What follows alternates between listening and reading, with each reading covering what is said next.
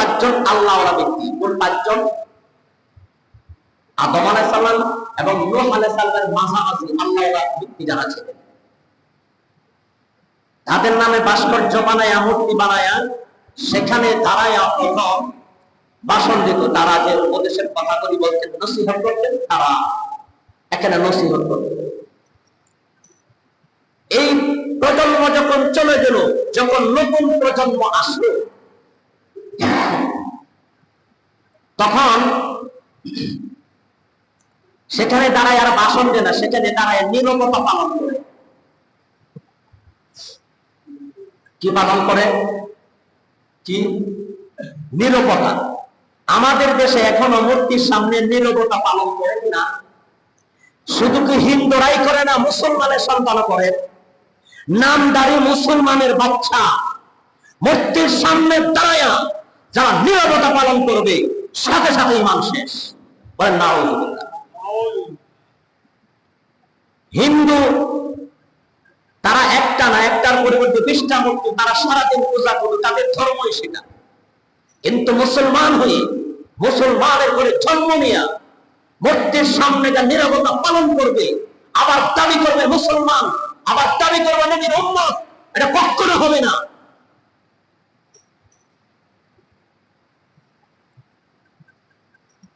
আমরা যখন নামাজে দাঁড়াই, ইবাদত করি, মাথা নিচু করে নীরবতা তার সামনে পালন করি, তার সামনে, মহান আল্লাহ পাক রব্বুল আলামিনের সামনে। কোন মানুষ যখন মূর্তির সামনে মাথা নত করে নীরবতা পালন করে, ইবাদতটা কার হবে? মূর্তির। ইবাদতটা কার হবে? মূর্তির।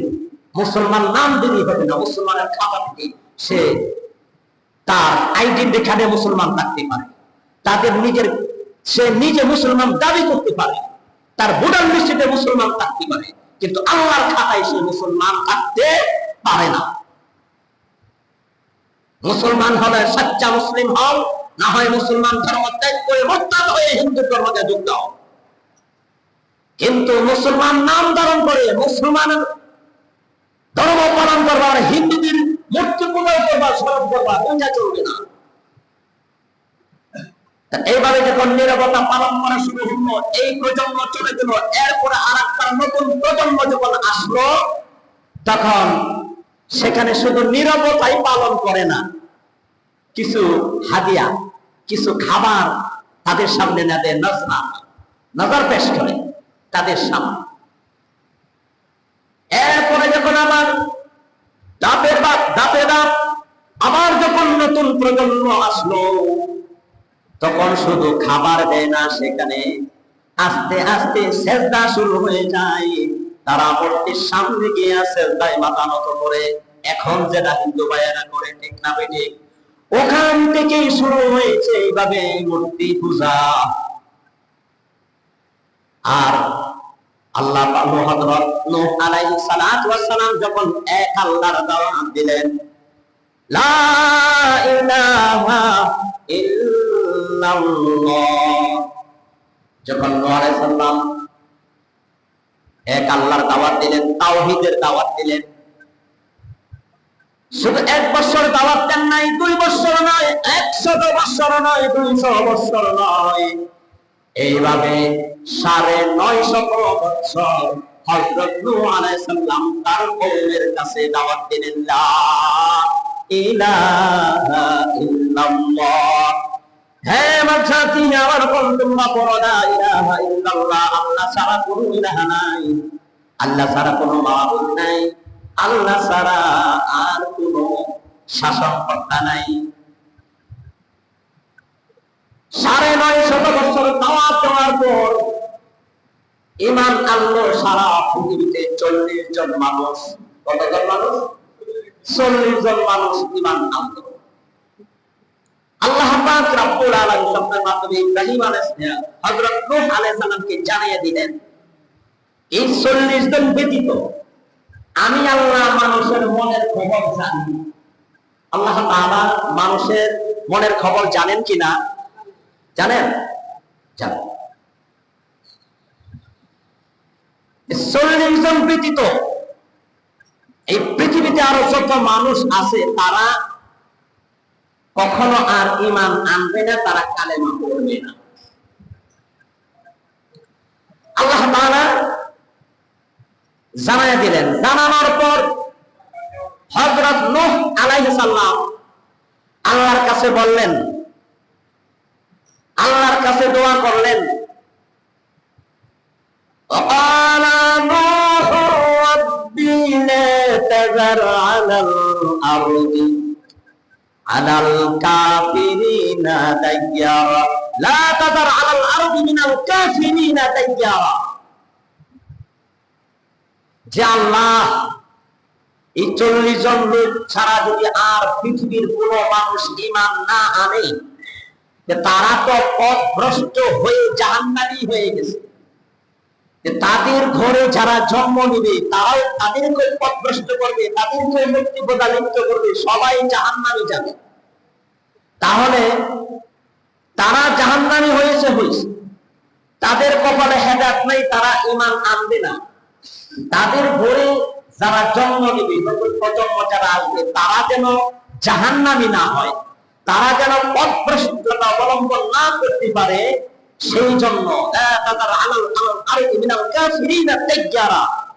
গোটা তামাম দুনিয়ার সমস্ত মানুষকে আপনি মেরে ফেলেন, মানে ধ্বংস করে। এই ইতিহাস বিশাল অনেক বড় বলছি, কিন্তু হযরত ইব্রাহিম আলাইহিস সালামের জীবনী আলোচনা করতে গিয়ে ওই দিকে গেলাম, যাইতে হয়েছে। আর হযরত ইব্রাহিম আলাইহিস সালাম মূর্তি পূজার বিরুদ্ধে জিহাদ করেছেন কিনা? হ্যাঁ, যে মূর্তি পূজাটা কোথায় থেকে কিভাবে আসলো, এটা যদি ব্যাখ্যাটা না জানি তাহলে তো আমরা জিনিসটা, ইতিহাসটা ক্লিয়ার বুঝলাম। মূর্তি পূজা আসলো কখন থেকে? আদম আলাইহিস সালামের 600 বছর পরে, নূহ আলাইহিস সালামের জন্মের 600 বছর আগে, মাঝামাঝি থেকে মূর্তি পূজা শুরু হয়েছে। বুঝতে পেরেছেন? নূহ আলাইহিস সালাম দাওয়াত দিলেন, তারা শুনে না। তারা বলে,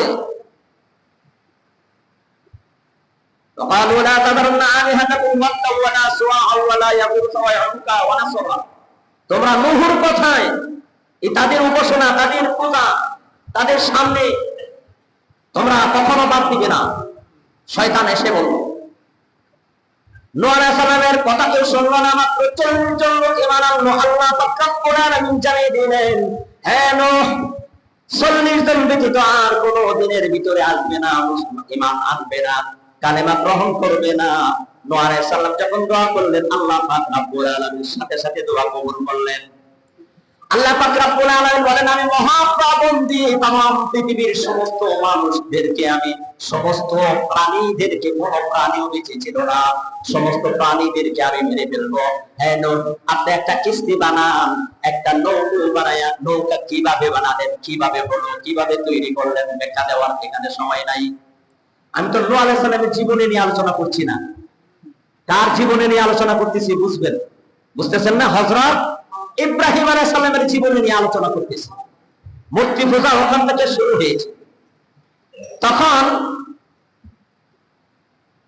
আল্লাহ পাক রব্বুল আলামিন নূহ আলাইহিস সালামকে বললেন, একটা কিস্তি বানান, সেই কিস্তির মধ্যে, নৌকার মধ্যে এক জোড়া পাখি, এক জোড়া মহিষ, এক জোড়া গরু, এক জোড়া ছাগল, এক জোড়া ভেড়া, এইভাবে পাখি, হিংস্র পাখি এবং হিংস্র পশু যারা আছে সকলকে এক জোড়া জোড়া করে নৌকার মধ্যে উঠান, কারণ আমি এমন মহাপ্লাবন দিব, পৃথিবীর কোন প্রাণী বেঁচে থাকতে পারবে না। আল্লাহ তাআলা মহাপ্লাবন দিলেন।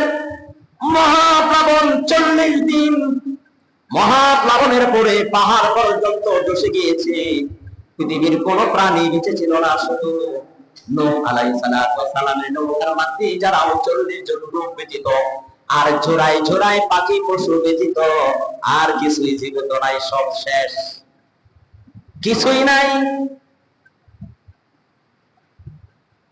40 জন লোক, তারাই যারা নৌকাতে ছিলেন, তারাই জীবিত ছিলেন। এই পৃথিবীর বিধ্বস্ত হয়ে গেছে, ধ্বংস হয়ে গেছে, কিছুই নাই, পাহাড় ধসে গেছে, বিল্ডিং নাই, কাবাগর পর্যন্ত বসে গিয়েছে। আল্লাহ পাক রব্বুল আলামিন কাবাগর কেন ধ্বংস করলেন? নূহ আলাইহিস সালাতু ওয়াস সালামের প্লাবনে কাবাগরটা কেন ধ্বংস হলো?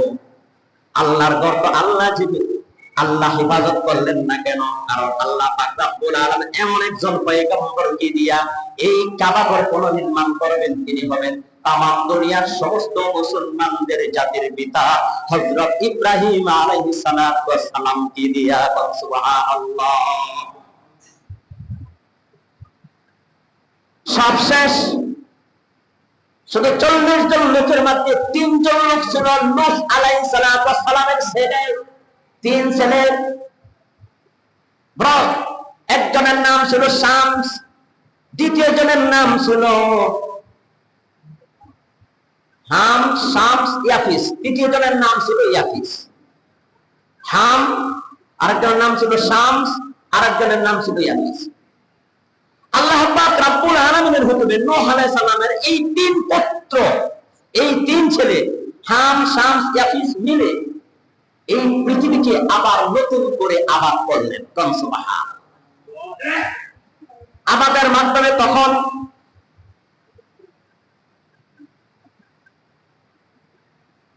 বর্তমান সিরিয়া হিসেবে যেটা আধুনিক মানচিত্রে যেটা সিরিয়া নামে রাষ্ট্র দেশ আছে, এই দেশটার নাম ছিল আগে পুরাতন মানচিত্রে শাম দেশ।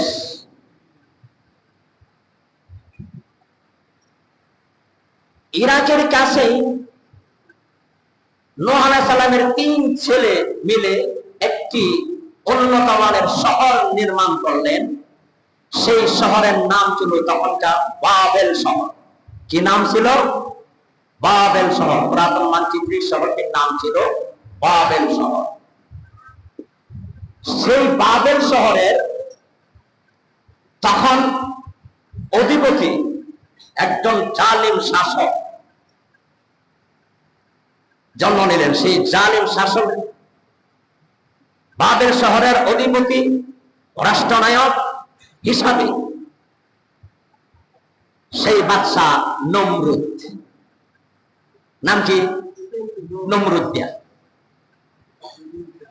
এই পৃথিবী আল্লাহ পাক রব্বুল আলামিন 2 জন পৃথিবী, সারা পৃথিবী 2 জন নবীকে দিয়ে আল্লাহ পাক রব্বুল আলামিন শাসন করাইছেন। শাসন করেছেন 2 জন পয়গম্বর, तमाम পৃথিবী শাসন করেছেন। আল্লাহ পাক রব্বুল আলামিন तमाम পৃথিবীর বাদশা বানিয়েছিলেন 2 জন পয়গম্বরকে। কয়জন? কথা অন্য কি বলতো, আমার দিকে খেয়াল করেন কথা।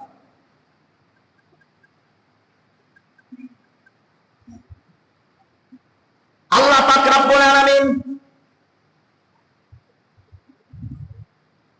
শাসন ক্ষমতা একজন নবী ছিলেন হযরত সুলাইমান আলাইহিস সালাতু ওয়াস সালাম কে দিয়ে আল্লাহ পাক রব্বুল আলামিন तमाम পৃথিবী শাসন করেছেন। হযরত সুলাইমান আলাইহিস সালাম কে আল্লাহ পাক রব্বুল আলামিন এমন বড় এক সিংহাসন, এমন একটা তখ্ত দান করেছিলেন, সেই তখ্তটা দিয়া तमाम পৃথিবী বিচরণ করতেন। সুবহানাল্লাহ। আল্লাহ সুলাইমান শুধু মানুষের পয়গম্বর ছিলেন না, তিনি জিনেরও পয়গম্বর ছিলেন। মানুষ এবং জিন ওনার অধীন করে দিয়েছিলেন, এবং পশু পাখি ওনার অধীনে ছিল, পানি ওনার অধীনে ছিল, বাতাস ওনার অধীনে ছিল। সুবহানাল্লাহ। বাতাসকে হুকুম করতেন বিনা ইঞ্জিনের তথ্য, ইঞ্জিন ছাড়া বাতাসের সাহায্যে সারা পৃথিবী ভ্রমণ করতেন। সুবহানাল্লাহ। সারা পৃথিবী ভ্রমণ করার জন্য কি দিয়েছিলেন? তক্তা, একটা সিংহাসন। কাকে? নূহ আলাইহিস সালাম। আর একজন সারা বিশ্বে শাসন করেছেন, উনি নবী ছিলেন বাদশা যুলকারনাইন। কি? যুলকারনাইন। সুলাইমান আলাইহিস সালাম তো তক্তা দিয়ে সারা পৃথিবী ভ্রমণ করেছেন। আর আল্লাহ পাক রব্বুল আলামিন বাদশা যুলকারনাইনকে এরকম তথ্য দেন নাই। তখন বিমান ছিল না, হেলিকপ্টার ছিল না, ছিল মানে সারা পৃথিবী ভ্রমণ করার মতন কোন যন্ত্র ছিল না। আল্লাহ পাক রব্বুল আলামিন বাদশা যুলকারনাইনকে এমন একটা ঘোড়া, বেহেশতি তেজি ঘোড়া দান করেছিলেন। এই গোড়া পৃষ্ঠে ছোঁয়ার হয়ে বাদশাহ জুলকারনাইন তামাম পৃথিবী ভ্রমণ করতেন। সুবহানাল্লাহ, দুইবার ভ্রমণ করেছেন। এই ঘোড়ার তেজি ঘোড়ার পৃষ্ঠে যখন উঠতেন, চোখের পলকে, মানে চোখের দৃষ্টি যত যত দূরে যাইত, সেই ঘোড়াটার অতটুকু দূরত্ব এক কদম লাগতো, এক কদম দিয়ে সেখানে পৌঁছে যেত। তাহলে সুলাইমান আলাইহিস সালামকে দিয়েছিলেন তখ্তা সারা পৃথিবী ভ্রমণ করার জন্য। সারা পৃথিবীর বাদশাহ জুলকারনাইনকে কি দিয়েছিলেন? ঘোড়া। কি দিয়েছিলেন? ঘোড়া। মনে রাখবেন ইতিহাস। যাই হোক, ওই ইতিহাস বলার উদ্দেশ্য নয়, বলতেছিলাম সেই বাবেল শহরের অধিপতি বাদশাহ হয় জালিম শাসক বাদশাহ নমরুদ। বাদশাহ নমরুদ, পৃথিবীতে কোনো মুসলিম ছিল না, তামাম পৃথিবী জুড়ে সকলেই মুক্তি পূজায় লিপ্ত ছিল। নমরুদের আমলে সব পৃথিবীতে মানুষ ছিল 5 লাখ। কত লাখ? 5 লাখ মানুষের মধ্যে একজন মুসলিম ছিলেন না, সকলেই কাফের ছিলেন, সকলেই মূর্তি পূজা করত। এবং সেই নমরুদিয়া ক্ষমতাধী শুধু মূর্তি পূজায় লিপ্ত নয়, মানুষদেরকে বাধ্য করত তাকে পূজা করার জন্য। এবং নিজে এক পর্যায়ে সে খোদা দাবি করলো, আমি তোমাদের স্রষ্টা, আমি তোমাদের রব। বলেন নাউজুবিল্লাহ, আমি তোমাদের খোদা। মানুষকে বাধ্য করলো। তখন মূর্তি পূজাও করে মানুষ, নমরুদিয়ারেও পূজা করে। মুসলিম তো ছিল না। আল্লাহ পাক রব্বুল আলামিন, আল্লাহর কি কারিশমা, ওই নমরুদের স্বপ্ন যুগে জানাইয়া দিলেন বাবেল শহরে এমন একজন শিশু জন্ম নেবে, সেই শিশুর সাথে এবং লাঞ্ছিত অবস্থায়, অপমানিত অবস্থায়, শোচনীয় ভাবে তুমি অপমানিত হবে, তোমার ক্ষমতাও যাবে, তুমিও ধ্বংস হবে। আল্লাহ পাক রব্বুল আলামিন জানাইয়া দিলেন। সেই নমরুদ তখন কি করলো? পৃথিবীতে আইন জারি করলো বাবেল শহরে কোন মানুষ, কোন মহিলা, কোন মানুষ কেউ সন্তান জন্ম দিতে পারবে না। কারণ সন্তান জন্ম দিলে যদি তার শত্রু জন্ম নেয়। আইন পাশ করলো। এই হলো পৃথিবীতে সর্বপ্রথম জন্ম নিয়ন্ত্রণ আইন প্রতিষ্ঠা করলো বাদশাহ নমরুদ। এখনো যারা জন্ম নিয়ন্ত্রণ আইন এই পৃথিবীতে জারি আছে, প্রতিষ্ঠা হলো নমরুদ। আর এখনো যারা প্রতিষ্ঠা রেখেছে সন্তান বন্ধ করার জন্য, তারা হলো ওই নমরুদের উত্তরসূরি, নমরুদের মুরিদ। ঠিক না বেঠিক? রিজিকের মালিক আল্লাহ। সন্তান জন্ম দেওয়া বন্ধ করে দিল। আল্লাহ পাক রব্বুল আলামিন যা চান তাই হয়। তামাম পৃথিবীর সমস্ত মানুষ যেটা চায় সেটা হবে না। আমার আল্লাহ পাক রব্বুল আলামিন যেটা চান সেটা হবে। কোনটা হবে? কারটা হবে? আল্লাহ যেটা চান সেটাই হবে। কারণ পৃথিবীর সমস্ত মানুষ মিলে যেটা পারে না সেটা পারেন কে? আল্লাহ। পৃথিবীর সমস্ত মানুষ একত্র হয়ে যে জিনিসটা সমাধান করতে পারে না, যেটা বুঝে না, সেটা বুঝেন আমার আল্লাহ সুবহানাহু ওয়া তাআলা। নমরুদে যখন আইন পাশ করলো, আল্লাহ পাক রব্বুল আলামিন বললেন, হে নমরুদ, তুই সন্তান জন্ম দেওয়ার আইন পাশ করেছিস। আর সেই নমরুদের প্রথম ডাইরেক্টর, প্রধানমন্ত্রী ছিল ইব্রাহিম আলাইহিস সালাতু ওয়াস সালামের বাবা, যিনি ছিলেন আযার। নাম কি ছিল? আযার। সে ছিল প্রধানমন্ত্রী, প্রধান উপদেষ্টা, প্রধান ডাইরেক্টর। কার? নমরুদের। আল্লাহ পাক বললেন, প্রধান ডাইরেক্টর যে প্রধানমন্ত্রীর করেই আমি ইব্রাহিম আলাইহিস সালাতু ওয়াস সালামকে পাঠালাম। সুবহানাল্লাহ। আযারের ঘরে, প্রধানমন্ত্রীর ঘরে যাকে দায়িত্ব দিছে সন্তান বন্ধ করা, তাকে দায়িত্ব দিছে আযারকে। আল্লাহ পাক রব্বুল আলামিন আযারের ঘরে ইব্রাহিম আলাইহিস সালামকে পাঠালেন। সুবহানাল্লাহ। ইব্রাহিম আলাইহিস সালাম জন্ম হওয়ার পর যখন কিছু বুঝেন কথা বলেন, বাবার সাথে অনেক তর্ক হয়। বাবার সাথে কি হয়? কি হয়? তর্ক হয়। দেহে গোটা জাতি তাম পৃথিবীর সবাই মূর্তি পূজা করে। তখন উনি চিন্তা করেন, হাই হা, যে জিনিসটা তৈরি স্রষ্টা হলো মানুষ, মূর্তি তৈরিকারী হলো মূর্তির স্রষ্টা। যে মূর্তি তৈরি করে সেই তো হের স্রষ্টা। নিজের হাতে বানায় মূর্তি, আবার সেটাকে পূজা করে সেটা বাজারে বিক্রি করে। গাছ পূজা, মাছ পূজা, সূর্য পূজা। মানুষ যখন এইভাবে মূর্তি পূজায় লিপ্ত, তখন ইব্রাহিম আলাইহিস সালাম বাবাকে একদিন প্রশ্ন করেন। কাকে প্রশ্ন করেন? কাকে? তার আব্বাকে। আল্লাহ পাক রব্বুল আলামিন সূরাতুল আনআমের মধ্যে কথাটা এইভাবে বলেন, ওয়াইকানা ইব্রাহিমু লিআবিহি আযার আতাত্তাখিযু আসনামান আলিহা ইন্নী আরাকা ওয়া কাওমাকা ফি দালালিম মুবিন। হে আমার পিতা আযার, আপনারা কি মূর্তি পূজা করেন? যে মূর্তি মানুষকে কল্যাণ করতে পারে না, অকল্যাণ করতে পারে না, ভালো করতে পারে না, মন্দ করতে পারে না, কাউকে মারতেও পারে না, কাউকে জীবিতও করতে পারে না, নিজের হাতে বানায়া সেই পূজা করেন। ইন্নী আরাকা ওয়া কাওমাকা ফি দালালিম মুবিন, আমি স্পষ্ট দেখতে পাচ্ছি আপনি আপনার গোটা জাতি সকলেই আপনারা পথভ্রষ্ট আছেন। কিসে আছেন? পথভ্রষ্টতার মধ্যে ডুবে আছেন। বাবার সাথে এইভাবে তর্ক বিতর্ক অনেক হয়েছে। এরপরে আল্লাহ পাক রব্বুল আলামিন ইব্রাহিম আলাইহিস সালাতু ওয়াস সালামকে সাহায্য সহযোগিতা কিভাবে করেছেন। ওই নমরুদ বাদশা শোচনীয়ভাবে অপমানিত অবস্থায় ইব্রাহিম আলাইহিস সালাতু ওয়াস সালামের সাথে তর্কে বারবার হেরে গিয়েছে। বলেন নাউজুবিল্লাহ। নমরুদে পারে নাই। তো ইতিহাস শুরু হয়েছে আজকের জন্য। দেখি আমরা কার জীবনে আলোচনা করতেছি? কার জীবনে?